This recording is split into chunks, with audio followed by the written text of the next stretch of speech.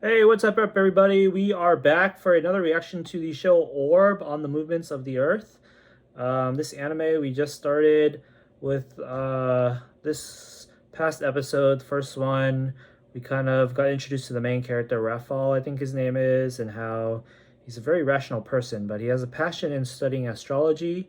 He was about to give it up to study theology because that's what society kind of demanded of him, but he met a very eccentric guy named Hubert, who was also a scholar into astrology, but he was a heretic, so he got tortured and shit, and he recanted.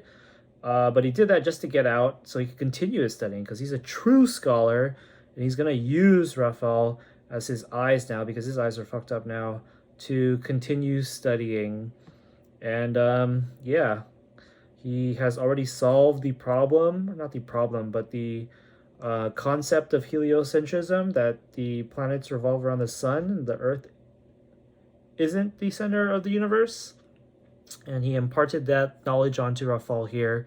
Rafal got his fucking mind blown, fucking epiphany, and we're gonna go on from there. So this episode right now, episode 2 is entitled "And Now I'm Going to Move the Earth," which I think is a funny title, or a clever title as well, because it's kind of worded like someone's like performing a magic trick, but I'm sure what the actual context is like, it's like more about him explaining how the Earth moves. So it's like kind of, you know, using that metaphorical connection right there. So without further ado, we are going to jump into the episode. Let me just set it up right here. All right, and we are pressing play. Yeah, let that ruminate. Go sleep on that.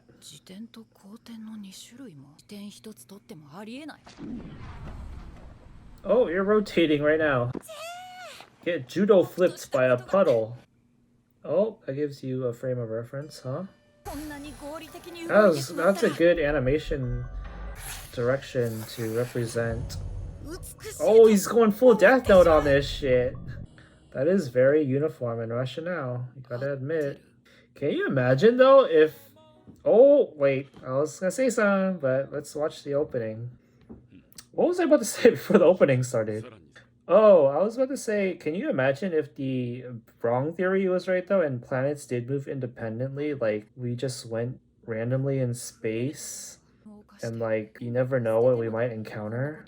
It's like if you're just driving aimlessly on a cross-country trip with no map, like if you just randomly drive into like a ravine or like a black hole. Oh yeah, it's interesting to wonder if this guy still believes in God, even if he knows. Because you don't necessarily need to... Realizing that the sun is the center and believing in God aren't mutually exclusive per se. How old is this guy supposed to be? He's learning that he can't just live rationally. Life is irrational by nature. Go study your Bible shit, bro. Oh, like a true teacher, he tells them, never give it up. I'm kind of surprised that this premise didn't stick for more than 2 episodes. I thought it was gonna stick to at least be a catalyst for something bigger, other than him just having his passion ignited. Uh-oh. Oh shit, if Hubert dies this early on, I can see how that's a catalyst for the main character's story to start. I like how they animate his mouth to be stunted by his disfigurement. Why would he let him just give him that? At that point, everything's way too sus to let him hand him something.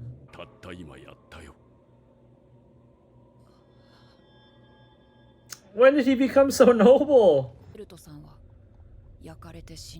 Oh. Dang, they just killed Hubert off screen like that. I feel like maybe he knew like he never would have finished his research in his lifetime. So maybe it was always part of the plan to find a successor. But how did he know this kid would be it? Other than when he saw that he had an astrolabe. Was the father a part of this plan? All together now. Theology. Him declaring studying astrology wouldn't necessarily get him arrested, right?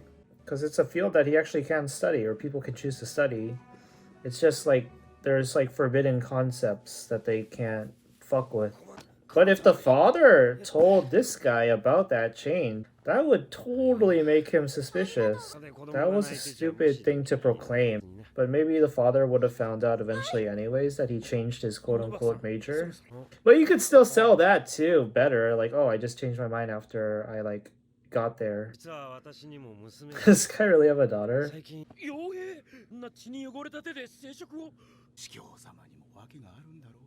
Always exceptions for the people at the top. Uh-oh. How far is his father gonna go to stop him? Oh, is he about to do something brawl as fuck to this guy? Show us what you're capable of as the main character. He's just gonna lie? So why did you declare that at all in the first place? 30 or 40 years, damn. You gotta admire him for committing, even though he knows how long it'll take. That is a very good question, yo. That's what we've been wondering. That's the $1 million question of the show so far. Damn, R.I.P. Hubert, man. He went out like a G. Alright, so that was the ending song, and that is the end of episode 2 of Orb, entitled And Now I'm Going to Move the Earth. So the kind of like the explanation of the episode title wasn't quite what I predicted. I thought that that was kind of like going to be a metaphor for Hubert kind of teaching him that the earth moves. But I don't think that really happened. So what is the explanation for that episode title, or what is the significance? When did anybody metaphorically move the earth? I guess it's signaling maybe Raphael's beginning of his endeavor to prove heliocentrism, which is basically proving that the earth is the thing moving. Okay, but anyways, so that was episode 2. It's still pretty entertaining, this show. I'm just having a bit of trouble imagining the ceiling of the show's quality. Like, how good can this get? Like, we have this general premise of him wanting to prove heliocentrism. He's committed.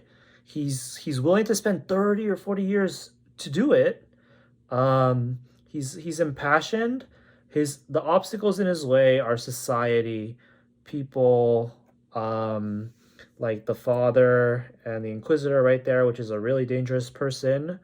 But so like what I'm trying to get a feel of, or what I want more of an idea of, is like what exactly will be the type of conflict and resolution that will be going on here, and like how exactly will he be fighting? Like at the end of the episode there, when he declared that he was going to study astrology instead of theology, I thought that the father calling him out on him, confronting him and making him recant it, was an opportunity for him to kind of flex why he's the main character.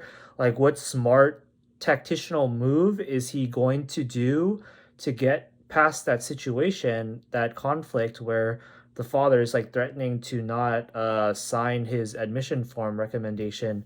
So I thought, like, okay, is he going to do something really savage, like blackmail the father, show his true colors to the father, but do something like really